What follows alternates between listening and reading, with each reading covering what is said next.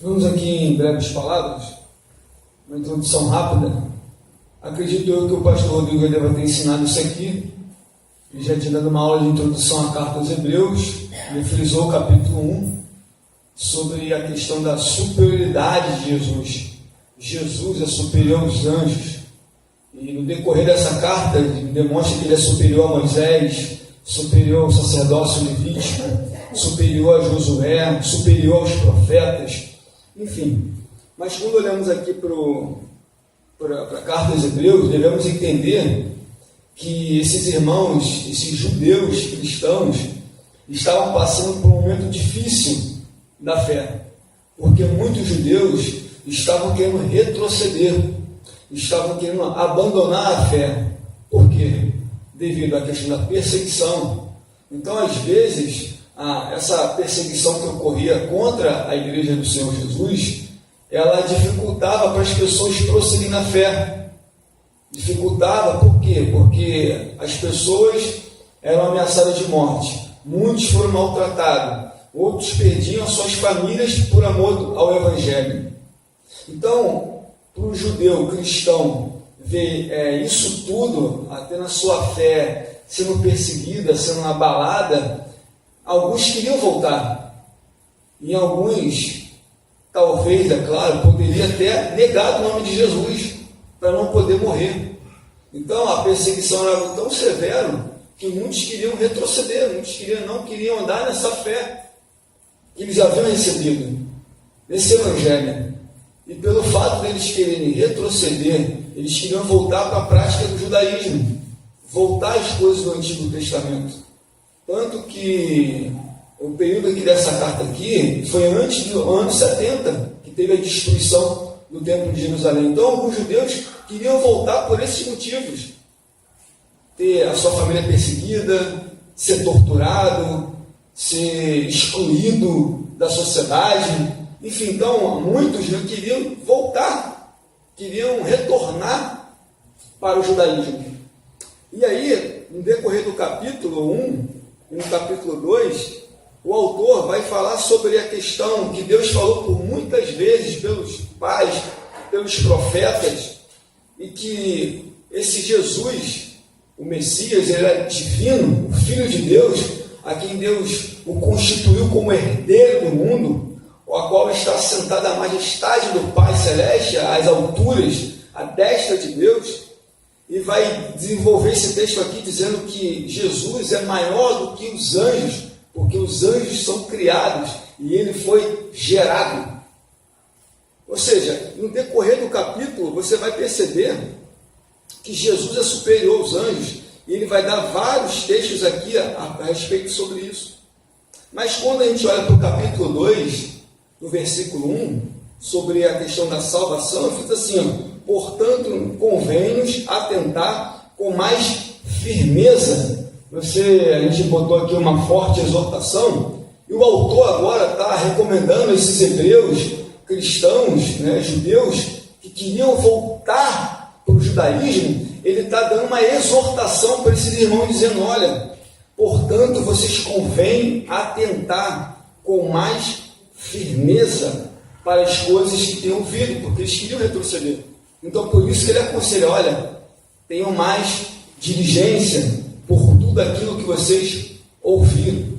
Tenha mais cuidado, para que em tempo algum nós nos desviamos dela. Então, o texto mostra aqui esse cuidado, essa exortação, a firmeza que o autor tem aqui com os hebreus, é dizendo o seguinte: olha, cuidado, não se desvie dessa verdade, vocês têm que estar atentos a essa verdade que vocês ouviram. Ou seja, vocês ouviram e tenha mais diligência, fiquem mais atentos a essa verdade, para que em nenhum tempo desviemos dela. Ou seja, a gente sabe que talvez algumas pessoas estavam querendo retroceder, querendo voltar. E aí o autor está impulsionando, exortando aos irmãos: olha, tenha mais diligência, firmeza para as coisas que têm ouvido. O que eles haviam ouvido? Era o Evangelho. Eles haviam recebido o Evangelho. Por isso que eles tenham mais firmeza, sabe? Fique atento os seus ouvidos, para que em nenhum tempo nós nos desviamos dela. Então, a preocupação aqui com o autor é o seguinte: fique diligente e a firmeza de tudo aquilo que você ouviu, para que no tempo você não se afaste. E esse aqui, nos desviamos dela, significa perder o rumo. Então, o autor está preocupado com esses irmãos para que eles não percam o rumo no caminho do Evangelho para retroceder ao judaísmo. Então, essa é a grande preocupação do autor, em mostrar para os hebreus que eles não deveriam voltar para o judaísmo, abandonar a fé, terem mais diligência, estar mais atento a tudo aquilo que eles ouviram, e com firmeza eles não vêm se desviar. Então, a preocupação aqui, primeiro, dessa exortação é: não perca o rumo, não perca a direção do rumo. É isso que está querendo dizer. No versículo 2, aí o autor vai ser mais firme ainda com essa exortação. Porque assim, porque se a palavra falada pelos anjos permaneceu firme contra toda transgressão e desobediência, recebeu a justa punição. Então, o autor agora ele vai estar recorrendo a algo que sobre a lei, os 10 mandamentos. O autor aqui está dizendo o seguinte: que se a palavra falada pelos anjos, a gente vai entender isso aqui, que quando Moisés estava lá no Monte Sinai, Deus entregou as tábuas por intermédio dos anjos. Os anjos levaram as 2 tábuas para Moisés. A Bíblia fala que foi escrita pelo dedo de Deus. Esses anjos que eram mediadores naquele momento entre Deus e Moisés, para levar as tábuas, levou o que? A palavra gravada em pedras. Abra aí Atos capítulo 7, versículo 53. Então o autor aqui está dando uma firme exortação para que aqueles irmãos não venham se desviar da fé, para que eles não venham perder o foco, perder o rumo, a direção. Abra aí Atos capítulo 7, versículo 53.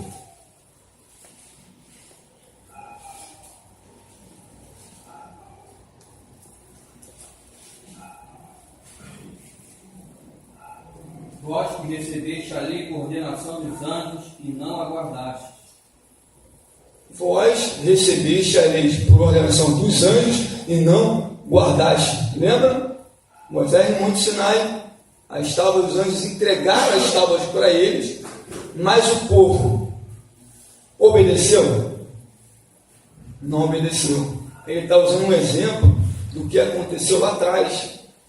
Você lembra quando o povo estava lá festejando com um bezerro de ouro? O que aconteceu? Houve uma punição. A palavra ela foi firme. Você vê que o povo tentou, o Senhor no deserto, Deus mandou as serpentes, matou muita gente. No decorrer dos 40 anos no deserto, quantas situações ocorreram em que Deus puniu o seu povo? Porque toda a palavra que foi dita ali, que foi colocada naquela tábua recebida por Moisés, e Moisés assim, passou para os homens, a palavra foi firme. Todos receberam a retribuição segundo o seu procedimento. Então o autor aqui está recorrendo a algo em que esses irmãos hebreus deveriam estar atentos a essas verdades, estarem firmes para não se desviar dela.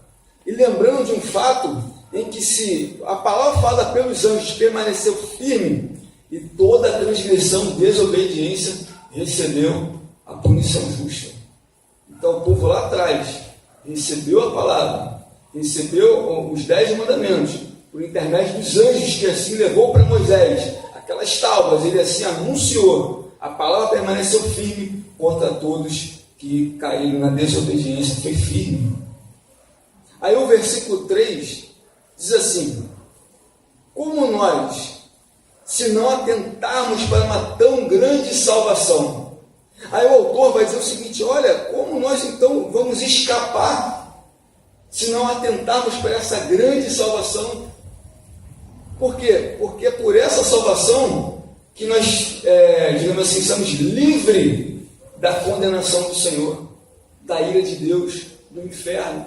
Então, como é que nós não vamos atentar para essa grande salvação que Ele nos concedeu?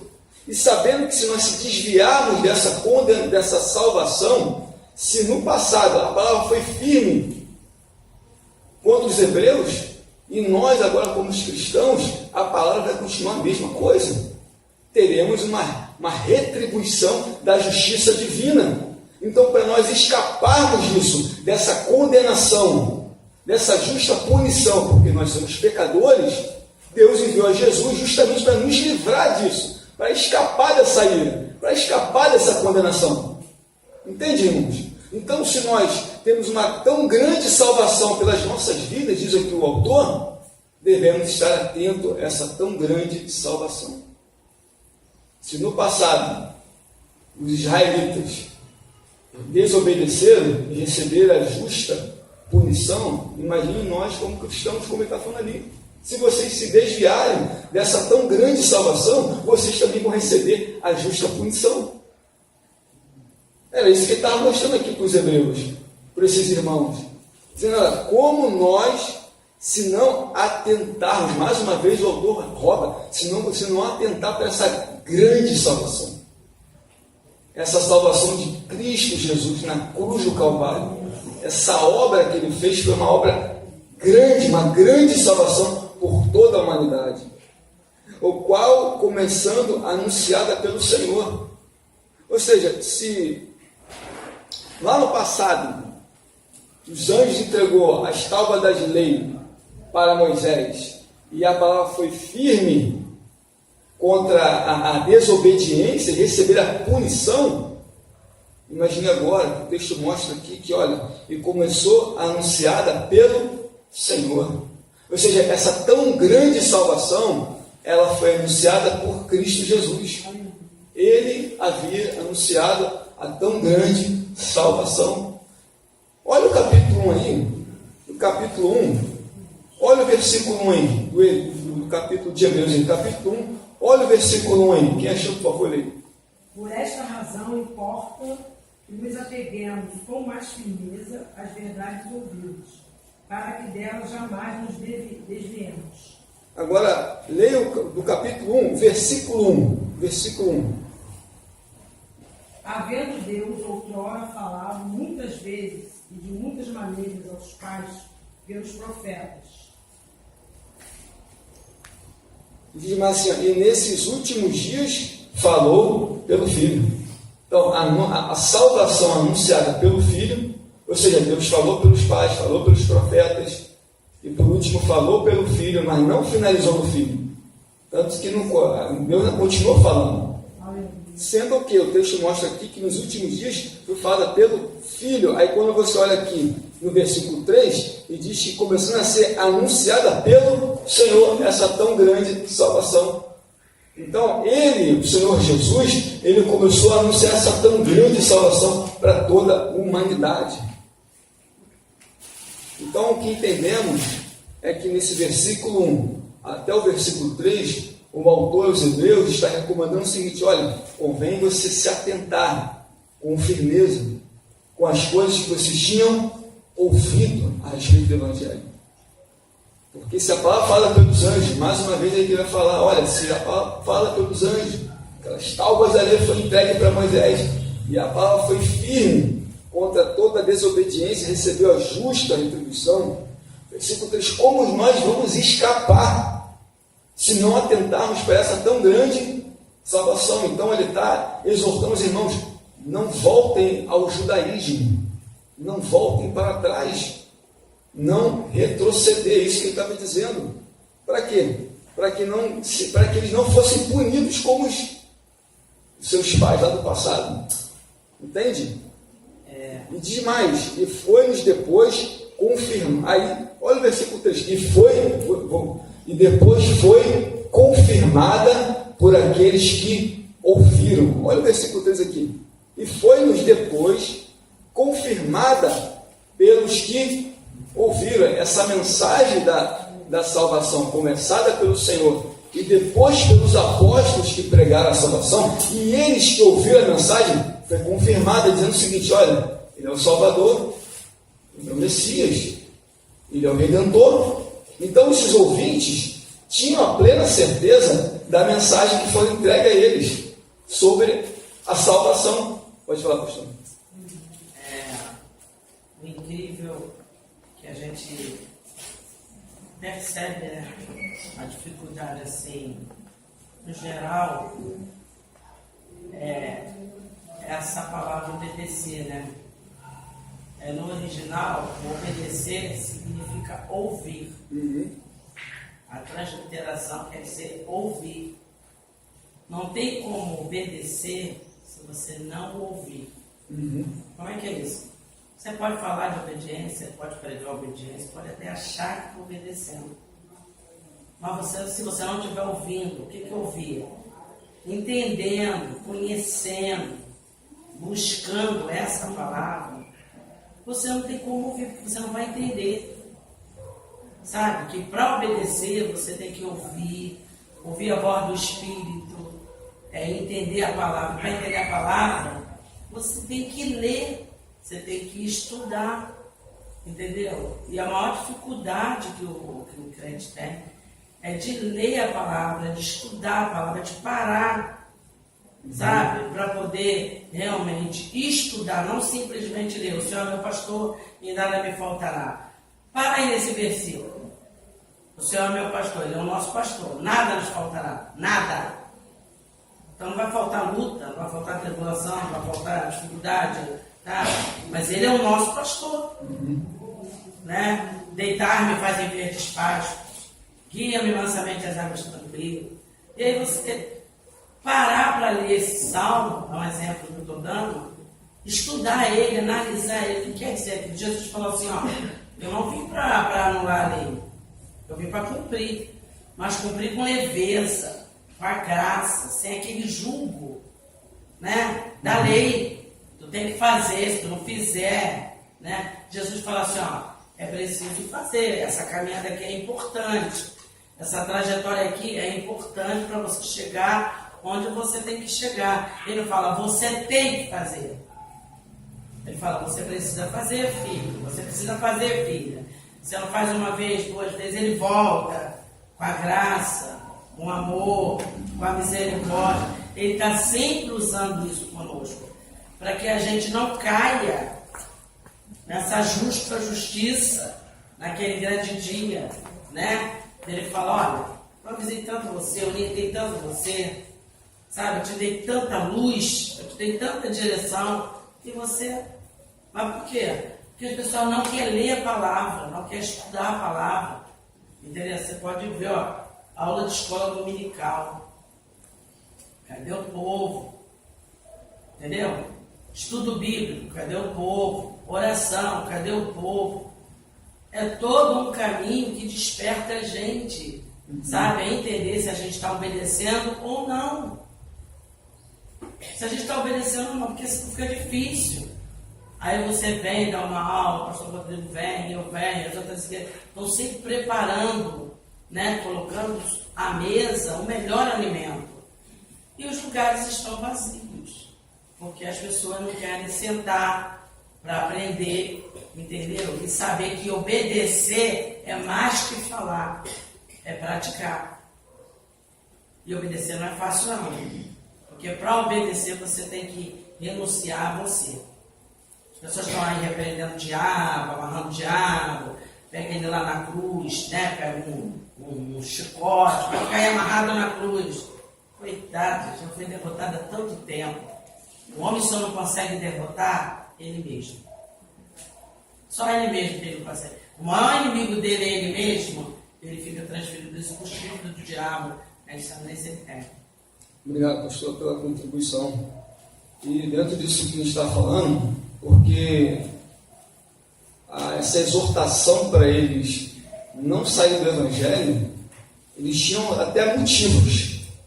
Por exemplo, serem mortos, serem maltratados, serem expulsos da sociedade.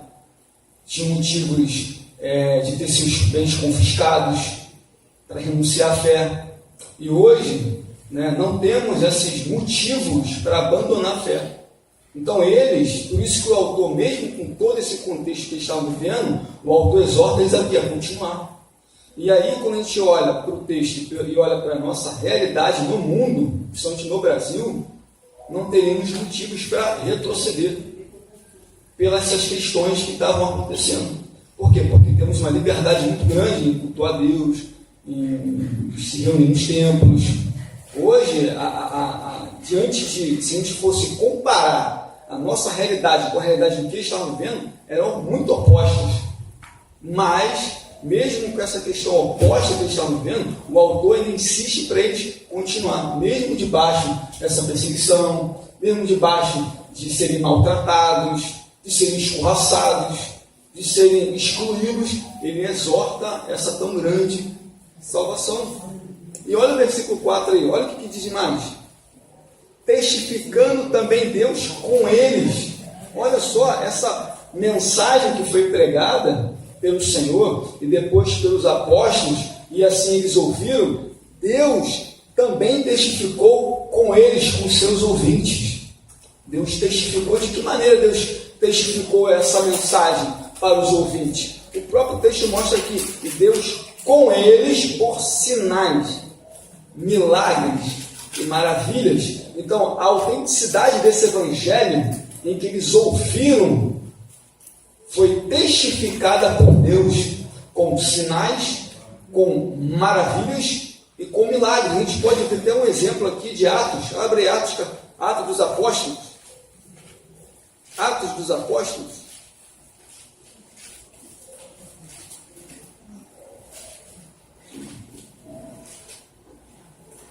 Atos capítulo 5.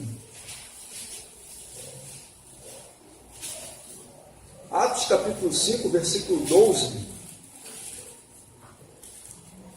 Muitos sinais e prodígios eram feitos entre o povo, pela mão dos apóstolos, e costumavam todos reunir-se de comum acordo, no portíco de Salomão. Então você vê que essa autenticidade do Evangelho se manifestava com prodígios, sinais entre os apóstolos. É claro que a situação aqui é bem oposta, é só um exemplo que eu estou dando de como esse Evangelho, como Deus testificou com sinais, com milagres, com maravilhas. Entende? Então, essas pessoas que ouviram o Evangelho tinham que estar atentas a essa tão grande salvação e que eles são testemunhos de que Deus, assim, fez sinais, milagres e maravilhas. Ou seja, mesmo debaixo dessa perseguição que eles estavam vendo, eles querem voltar para o judaísmo, Deus estava confirmando com eles, olha, eu estou com vocês, estou fazendo sinais, distribuindo dons espirituais. Então, olha que maravilha que eles estavam recebendo. Então, esses ouvintes não deveriam negligenciar a tão grande salvação. É como a pastora falou, hoje a gente encontra muitos bancos vazios, e se a gente deparar com essa palavra, a pessoa podia se atentar e pensar, poxa, essa grande salvação, eu não posso desperdiçar. Eu não posso deixar essa tão grande salvação. E você vê que muitos abandonam a fé por motivos pequenos, por poucas coisas. E eles tinham motivo, e nós que não temos motivos, e acabamos saindo pelas nossas próprias vontades do Evangelho. Então o autor está recomendando, olha, cuidado, porque se lá atrás eles receberam a justa condenação pela palavra que foi falada, onde mais nós se escapar da salvação. Então, ou seja, nós deveríamos, tanto eles, né, como o autor mostra, e como nós, deveríamos ficar firmes no caminho do Senhor. Então a gente fecha aqui esse versículo 1 ao 4, sobre essa forte exortação, exortação sobre os irmãos. Pode falar, pastor. Sabe o que acontece, pastor? O ser humano, ele tem uma facilidade muito fácil de esquecer. Ele vive o hoje. Hoje, ele, vamos supor, a gente aqui na igreja, como já aconteceu outras vezes, aí acontece um milagre, um coxo anda, um cego vê, alguém é curado de uma forma milagrosa, então o Espírito Santo se manifesta, aí tem aquela festa. Nossa, que maravilha! Daqui a 3 dias, uma semana, depois que a gente começou, passou. O ser humano, ele tem uma parte do cérebro dele que ele esquece. ele esquece. Foi isso que aconteceu lá, é isso que acontece hoje. O povo de Israel vivia clamando por um Salvador. Aí Deus vai, levanta Moisés. Né? Eles viveram uma dificuldade humilhante dentro do Egito. Eles eram humilhados. Foram 400 anos dentro do Egito humilhados. Né? Aí Moisés vem e tira. E o Senhor levou todos eles para o deserto para passar 3 dias. E em 3 dias, pastor, em 3 dias, que quer dizer isso mesmo, 3 dias, no deserto, eles já começaram a murmurar, a olhar para trás, a dizer, por que nos tiraste do Egito para nos matar de fome e de sede no deserto? Então o Senhor está sempre, você pode ver que Paulo lembra, Pedro lembra, Tiago lembra, Timóteo lembra. Todos os homens da Bíblia vêm lembrando quase que a mesma coisa a respeito dos profetas e a respeito de Jesus e de todos eles que passaram por ali. Mas você vê que até hoje a humanidade, isso aí foi roubado da gente no Éden, né? Então, parece que eles têm um problema de esquecer. Por exemplo, hoje um profeta é maravilhoso, porque ele entrega, revela. Amanhã, entendeu? Ele já não é a mesma coisa, não digo nem de pecado. Eu digo assim, porque todo ser humano, como ele diz, pode ter desânimo, desgaste, fadiga, não está mais naquele pacto. Já não é mais a mesma coisa, não. Bota para lá. O ser humano é assim. Então, se ele não viver, acender nessa lamparina aqui, sabe, da fé, para que ele não caia nessa leviandade de esquecer quem é Deus, o que Jesus fez, o que ele é dentro de nós através do Espírito Santo, ele vai esquecer, pastor. Ele recebe um milagre aqui hoje, amanhã, daqui a um tempo, ele esqueceu. Entendeu? Jesus fez uma obra maravilhosa, vem uma tentação lá na frente, se demora ele cai, porque ele esquece o que Jesus fez. Então o ser humano tem que ativar a mente dele, dizer todo dia, só o Senhor é Deus na minha vida. Jesus tem misericórdia de mim, me dá a mente de Cristo, me ajude a lembrar todos os dias dos teus feitos, não do que ele vai fazer, mas de tudo que ele já fez e que ele está fazendo hoje. Você quer ver? A gente está vivendo um tempo de pandemia ainda, né? E quantas pessoas você vê hoje que passou, entendeu? Eu passei, eu tive Covid, quase morri, tá na igreja. Não. Eles não têm esse temor, eles não têm esse tremor, não é medo de Deus, não. Não, Deus carrasco que eu estou falando, não, que me apresentaram no início do Evangelho, que se eu não via um culto de domingo eu ia ser cobrada, se eu não viesse na quinta eu ia para o inferno. Não é disso que eu estou falando, não. Eu estou falando de, sabe, a gente lembrar de que Deus, Ele não mudou. Ele não mudou, Ele é imutável. Então o ser humano esquece. Ele esquece, o ser humano é ingrato. E uma das coisas que move o coração de Deus, eu vou te falar muito bem, é a gratidão. É a gratidão. Se as pessoas não conseguem ser gratas às pessoas que elas veem, que faz tanto, que só lembram dos erros delas, tu imagina Deus que ela não vê. Você não esquece. Entendeu? O povo de Israel foi diferente. Esqueceram. As duas gerações, geração de Moisés, geração de Josué. Né? Então, quem entrou? A geração de Josué. A geração de Moisés ficou de fora. Por causa de quê? Por causa de tudo que você vê dentro do Evangelho. As mentiras de Satanás, a ilusão de Satanás, entendeu? Tudo que Deus mostrou lá, Deus mostra hoje. Não mostra o mar aberto, literalmente, não mostra a nuvem de fogo, literalmente, mas quantos milagres o Senhor faz na nossa vida hoje? Quantos milagres? Pastor, tudo que tu come está contaminado, a água está contaminada, o ar está contaminado, e a gente está vivendo. A gente está vivendo, sabe? A Covid estava aí, a gente não sabe nem de onde essa praga veio. Nós estamos aqui. Aleluia. Quantos crentes passaram por ela e estão aqui? Sabe o que o crente tem? Não tem? Gratidão. Por isso ele volta sempre a comer as bolachas com os porcos. Porque a hora que ele tiver, ele vai passar, ele vai sofrer, ele vai gemer, ele vai chorar, mas ele vai dizer, Senhor, me ajuda a prosseguir. Porque a gente é assim. Eu estou falando geral, estou falando de mim, todo mundo esquece. Então eu peço sempre, traz a lembrança, Deus. Traz a lembrança, traz a memória. tudo aquilo que pode me dar esperança para continuar. Porque como o Senhor falou aí, não vai ficar fácil não. Exatamente. Vai ficar mais, vai estreitar, esse acesso que nós temos vai estreitar. Ah, tem várias linhas, pós, pré, não interessa. O crente tem que se preparar para qualquer coisa que venha. Maravilha, pastor. Vamos continuar aqui, porque é um assunto muito extenso, assim, são muitas exortações, né, assim, a gente continuar no caminho do Evangelho, como ela mesmo explicou.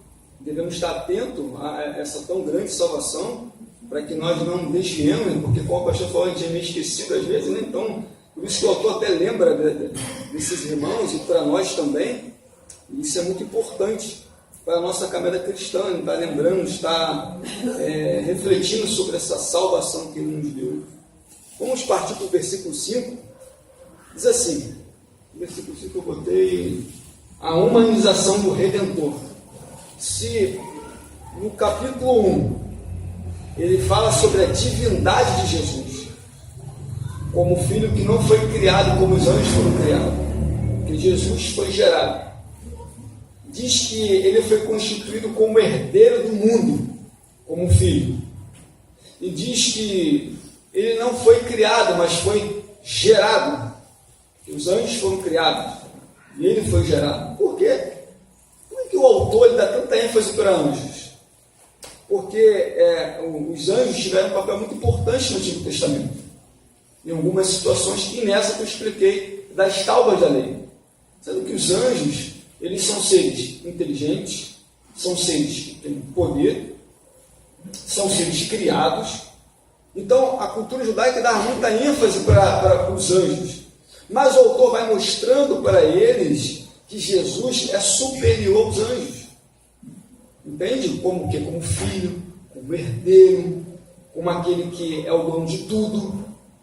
Então o autor ele vai dando uma clareza para eles, que olha, vocês têm que se atentar para a pessoa de Cristo. Se no capítulo 1 ele mostra Jesus como divino, agora aqui a partir do versículo em diante, ele vai mostrar esse Jesus que se humanizou. Então ele vai começar a desenrolar do texto, ele vai mostrar para eles que esse Jesus que ele falou que ele era divino, que ele era herdeiro, que ele era, enfim, que ele é gerado, ele vai mostrar agora esse Jesus que agora se humanizou, que veio o quê? A humanidade. Olha o que diz o versículo, porque não foi aos anjos que sujeitou o mundo futuro que falamos. Ou seja, o mundo não está sujeito aos anjos, não está sujeito aos anjos. Mas, olha o versículo 6, mas em certo lugar testificou alguém dizendo, quem é o homem para que dele te lembres? Ou o filho do homem para que o visites? Tu fizestes um pouco menor do que os anjos, de glória e de honra o coroaste, e constituíste sobre as obras das tuas mãos. Todas as coisas estão sujeitas debaixo dos seus pés. E aí, ele vai recitar aqui para os irmãos, ele vai pegar um texto de Salmos 8, e ele vai aplicar esse texto de Salmos 8 para o Senhor Jesus, porque o texto vai continuar dizendo o seguinte, ora, visto que ele sujeitou todas as coisas, nada deixou que ele não estivesse sujeito, ou seja, é como se Deus colocasse na pessoa de Jesus, que tudo se sujeitou a Jesus, e nada deixou de colocar nele a sujeição suprema. Então todas as coisas estão sujeitas ao senhorio de Cristo, porque assim o Deus constituiu.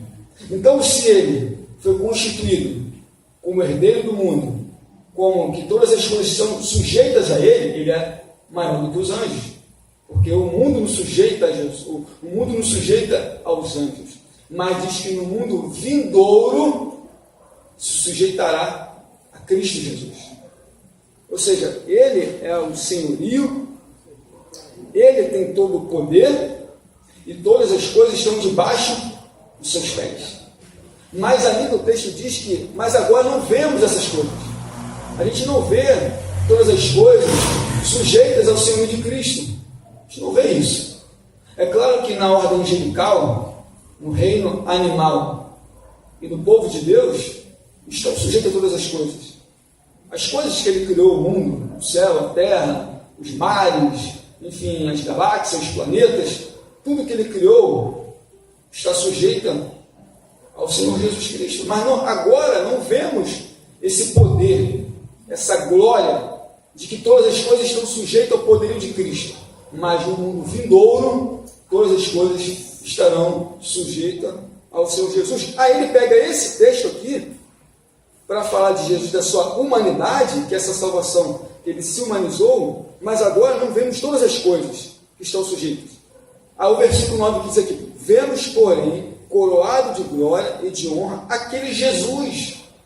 Aí ele está dizendo o seguinte: aquele Jesus que se humanizou, coroado de honra, de glória, ele foi feito um pouco menor do que os anjos. Na sua estatura, na sua humanidade, ele foi feito menor, para que pela graça de Deus provasse a morte por todos. Ou seja, esse Jesus, a quem todas as coisas estão sujeitas a ele, debaixo dos seus pés, quando ele veio aqui na terra, ele se humanizou, tomou a forma de carne e sangue, se humanizou e provou a morte para toda a humanidade. Diferente que alguns dizem que Jesus só morreu por alguns, né? Tem essa questão que eles não só morreu só por um grupo seleto, os predestinados, mas o texto mostra aqui que ele morreu por todos. João 3,16 diz o quê? Que Deus amou o mundo de tal maneira, amou toda a humanidade. Então ele não amou um grupo específico, ele não amou um grupo seleto, mas ele amou a toda a humanidade. Então por essa humanidade que ele amou, ele provou a morte na cruz por todos. Não tem exceção, entende? Abra aí Filipenses capítulo 2, versículo 7. Irmãos, a hora voa, irmãos. São 10 horas. Abra aí Filipenses capítulo 2, versículo 8 e versículo 9.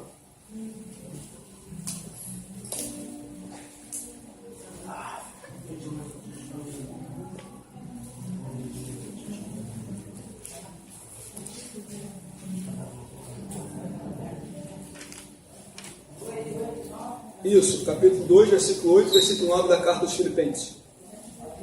Pode? E achado na forma de homem, humilhou-se a si mesmo, sendo obediente até a morte e morte de cruz. Pelo que também Deus o exaltou soberanamente e deu um nome que é sobre todo o nome. Ele deu um nome que é sobre todo o nome. Agora, olha o versículo 10. Porque convinha aquele para quem são todas as coisas, e mediante que tudo existe, trazendo muitos filhos à glória, consagrasse pelas aflições e fosse o príncipe da salvação. Isso quer dizer que na obediência de Jesus até a morte de Cristo, o qualificou como representante perfeito para toda a humanidade. Então o que ele fez foi o representante da humanidade para a salvação. Príncipe, aquele que guia, ele é o príncipe da salvação. Então foi ele, o Cordeiro imaculado, sem pecado, foi ele que trouxe a salvação para toda a humanidade. Então ele foi qualificado como representante perfeito para a salvação. Por isso que o autor mesmo, devemos atentar, olhar para o autor e consumador da nossa fé. Então, ele, como um ser perfeito, no sentido de sem pecado, ele foi o nosso representante na cruz para morrer e ressuscitou, e olhando na pessoa de Jesus a salvação. Olha o versículo 11. Porque assim, o que santifica com os que são santificados, são todos um, por cuja causa não se envergonha de falar, de chamar de irmãos. Ou seja, nesse versículo 11 aqui, com essa obra da salvação, e quem assim o recebeu como Cristo Jesus, ele é santo e santifica aqueles que andam com ele. Ou seja, um povo separado. Então ele está dizendo aos hebreus ali, olha, vocês foram santificados para aquele que o santificou como um povo separado. E diz mais, e são todos um, por cuja causa não se envergonha de se chamar de irmãos. Então, essa obra redentora, além de nos trazer a salvação e sermos santificados como povo de Deus, e diz mais que ele não se envergonha de Jesus, não se envergonha de falar, vocês são meus irmãos. Mas por que ele fala isso? Por que o autor diz isso? Por quê?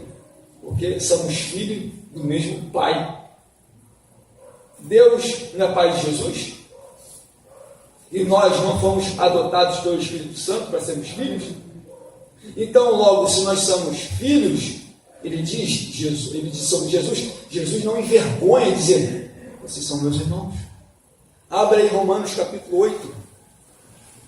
Então, é importante a gente saber dessa filiação, de que de fato temos o mesmo Pai.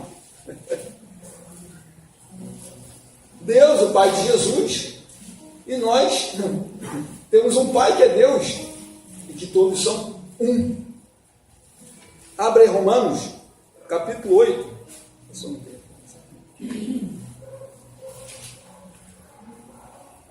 Versículo 14 e versículo 17. Só 14 e versículo 17. Pois todos os que são guiados pelo Espírito de Deus são filhos de Deus. Versículo 17.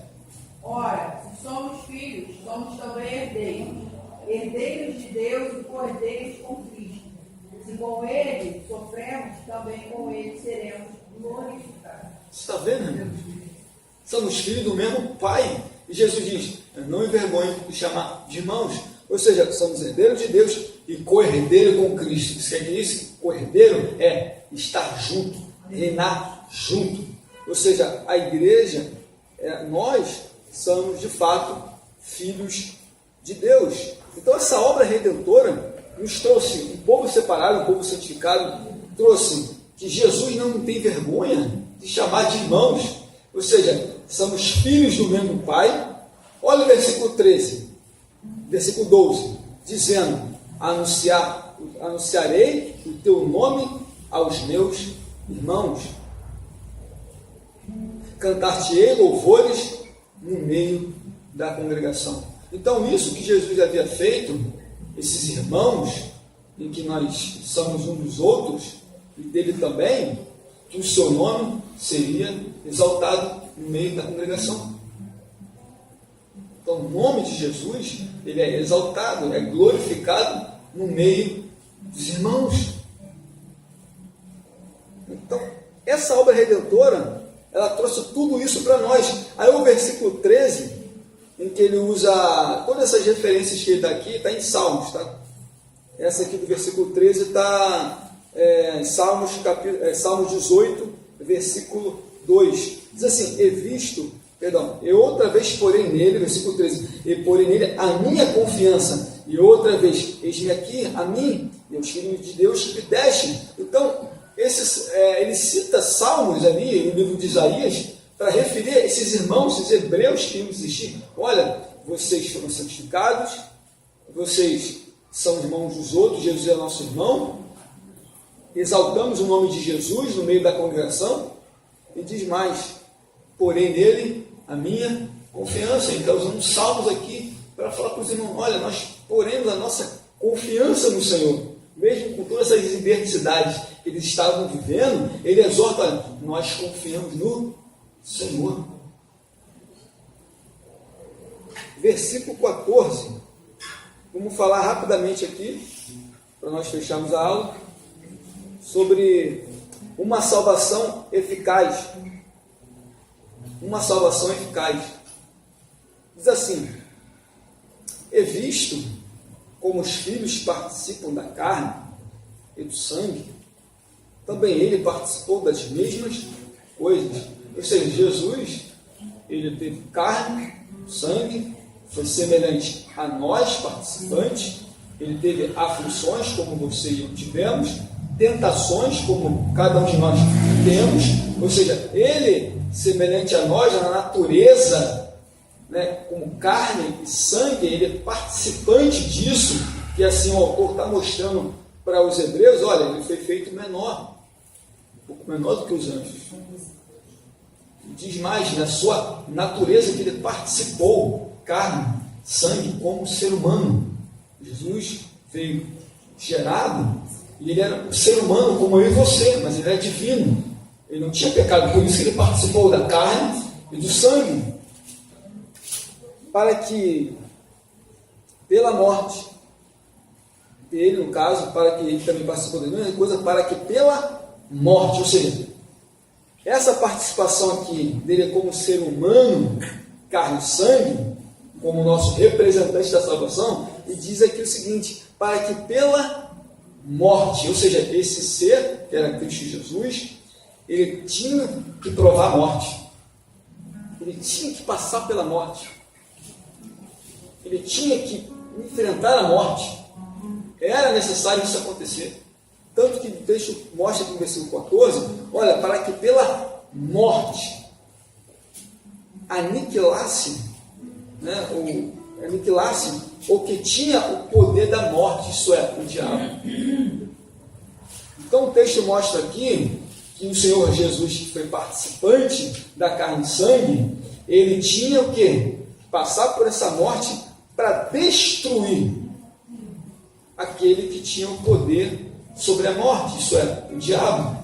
Ou seja, Jesus na cruz do Calvário, a gente fala muito que Jesus venceu a morte, né? E é claro que uma evidência de que Jesus venceu a morte não foi na cruz, foi na sua ressurreição. E ali a prova cabal de que ele venceu a morte. Mas a questão de que Satanás queria tentar a Cristo era fazer com que ele saísse do foco da cruz. Porque lá na cruz é que ele foi derrotado. Por quê? O texto mostra aqui para que ele aniquilasse o poder da morte. Isso é, o diabo. Ou seja, é como se o inimigo ele fosse desarmado, desabilitado, neutralizado no poder da morte. Ou seja, na cruz do Calvário, Jesus ele desarmou, desabilitou o poder de Satanás. Tanto que na carta aos Colossenses diz que ele, triunfando e desprezando principados e potestades, ele triunfou. Jesus na cruz, ele triunfou sobre principados e potestades. E você percebe que até na cruz, aí vem um fariseu, não, se tu é o Cristo, desça daí.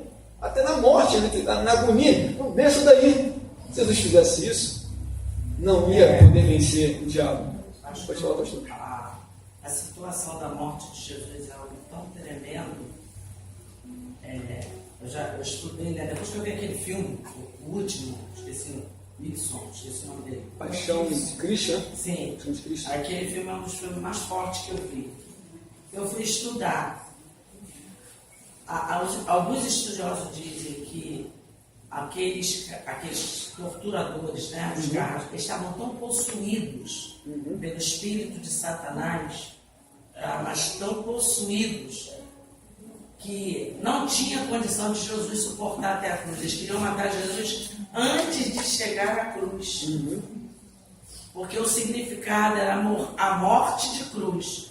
A morte de Jesus foi tão divina, tá? Para tirar toda a autoridade que os nossos pais, Adão e Eva, deram a Satanás, para tirar a autoridade da morte, tá? Não da morte física, mas da morte espiritual, porque a gente tem que entender que a gente não precisa ter medo de morrer, porque morrer é passar dessa forma melhor.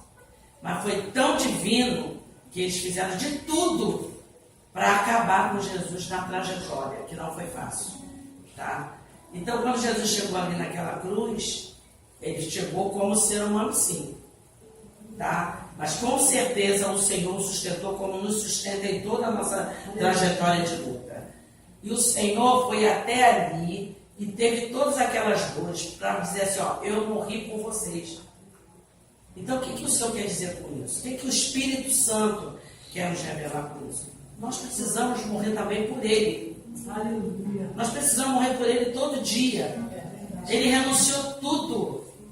Tá? Ele renunciou a um trono de glória, a um lugar glorioso que nós nem conseguimos alcançar como é a morada de Deus.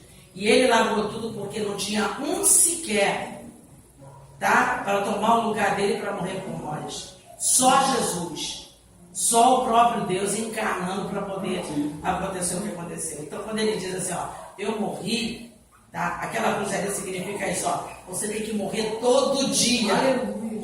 E a ressurreição quer dizer, você tem que nascer todo dia, sabe? Morrer todo dia, morrer para o teu eu, para a tua vontade, para a tua vaidade, para o teu temperamento, para o teu mau caratismo, para as tuas segundas intenções, para tudo aquilo que você não mostra, mas que o Espírito Santo vê. Porque o Espírito Santo, o pastor Kleber, ele está, sabe, sondando o homem, é por dentro, não é por fora. Por fora todo mundo me vê assim, ó, mas só ele sabe quem eu sou por dentro. Esse morrer é interno, esse morrer é alma, esse morrer é conduta, esse morrer é morrer e nascer de novo, como ele falou para Nicodemos. Sabe? A morte da cruz é isso, é morrer todo dia. E a ressurreição é isso, nascer em Cristo todos os dias. Maravilha. E aí, prosseguindo aqui para o texto, diz que o inimigo, ele tinha esse poder, não o poder de matar ninguém. Essa autoridade da morte foi por causa da queda de Adão. Então o inimigo, ele sempre, na sua astúcia, ele agia na humanidade para induzi-la à morte. Então esse poder foi neutralizado na cruz do Calvário. Ele foi desarmado, desabilitado. Aí no versículo 15, ele livrasse, olha só, ele livrasse todos que com medo da morte. Porque se o inimigo tinha esse poder sobre essa autoridade de afligir a humanidade, sobre a morte, isso trazia o quê? Um jugo para as pessoas. Porque ninguém quer morrer. Ninguém quer morrer. Ou seja, esse jugo de não querer morrer, de você, não, eu quero viver até onde eu posso viver, isso trazia um jugo por quê? Porque, poxa, eu vou morrer. Tenho medo de morrer. Então, esse medo de morrer trouxe um jugo para a humanidade. Esse medo de morrer, essa aflição foi um jugo. E o Senhor Jesus, na sua morte ali, como ele venceu o inimigo na cruz, ele livrou a todos que com medo da morte. Porque o medo de morrer traz o quê? Uma sujeição, um jugo para as pessoas, para a vida toda. Um peso, entende? Então Jesus tirou esse jugo. Tanto que Paulo diz que morrer com Cristo é lucro. Então, o cristão, tanto eles aqui como nós, não temos esse jugo do medo de morrer. Não temos esse pavor da morte. Não temos isso. Porque Jesus diz que aquele que cresce nele passaria da morte para a vida. Então, ou seja, temos uma vida espiritualmente abundante em Cristo Jesus. Então, nós não temos mais esse jugo, essa servidão de estar com pavor, de estar com medo de morrer. E algo que Adão deixou como herança para nós, a morte. Continuando o texto aqui, no versículo 16, encaminhando para o final, porque na verdade, ele não tomou os anjos, mas tomou a descendência. Pode falar. Interessante que esse verso 15 aqui, ele traz todos aqueles que com medo da morte estavam todos sujeitos à escravidão. Nós, pela misericórdia do Senhor, que estamos em Cristo, nós somos os seres humanos mais livres de todos os outros seres humanos, porque estamos em Cristo. Porque Ele nos livrou, todos que com medo da morte estavam todos a vida sujeitos à escravidão. Então nós que estamos em Cristo somos os mais livres de todos os homens da terra, através de Jesus. Maravilha, obrigado pela contribuição. Diz mais aqui no versículo 16, porque na verdade ele não tomou os anjos, mas tomou a descendência de Abraão. Ou seja, nós somos descendentes de Abraão pela fé. Pela fé nós somos descendentes de Abraão. Então, Jesus não tomou os anjos como descendentes, mas tomou a nós, aqueles que aceitou a Cristo como Salvador. Então, nós somos a descendência de Abraão pela fé. Aí, versículo 17 diz assim: pelo que convinha que em tudo fosse semelhante aos irmãos. Reparem, no próprio texto aqui, ele diz assim: por cuja causa não se vergonha de chamar de irmãos. Versículo 12, dizendo: anunciarei o teu nome aos irmãos. Versículo 17, pelo que convém que em tudo fosse semelhante aos irmãos. Quem seriam esses irmãos? Nós. Convinha que ele fosse semelhante aos homens, aos irmãos, e não semelhante ao anjo. Entende? Então, por isso que ele não tomou os anjos para ser descendente, não. Ele tomou que a descendência daqueles que aceitassem Cristo pela fé. Entende? Em tudo fosse semelhante aos irmãos para ser misericordioso. Olha que interessante. Para ele ser misericordioso e bondoso e fiel, sumo sacerdote que é de Deus, para expiar os pecados do povo. Porque a gente sabe que nesse tempo aqui ainda existia o templo. E talvez alguns deles queriam voltar para o judaísmo, voltar àquelas práticas do passado, de levar um animalzinho para o sumo sacerdote, para ele fazer expiação do pecado de si mesmo. Essa obra levítica, ela já não era mais necessária. Então, ele está dizendo o seguinte: olha, Jesus, ele é o que? Ele é nosso fiel e sumo sacerdote, para expiar os pecados do povo, assim como no passado o sumo sacerdote fazia uma expiação uma vez ao ano pelo povo. Jesus na cruz, ele fez uma única expiação para toda a humanidade. Então ele é o nosso sumo sacerdote, e por ele ser o nosso sumo sacerdote, ele está à destra do Pai. Olha o que diz Hebreus capítulo 7, versículo 25, para a gente poder já finalizar a aula.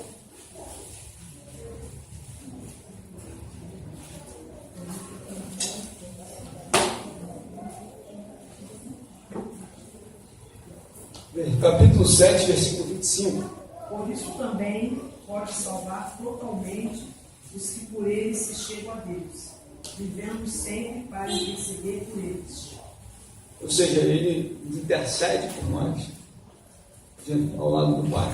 Ele é a nossa intercessor, porque também o sumo sacerdote, ele tinha essa função de interceder pelo povo. E ele intercede por aqueles que se aproximam dele. Então, na medida que nós nos aproximamos de Cristo Jesus, ele intercede por nós como um sumo sacerdote.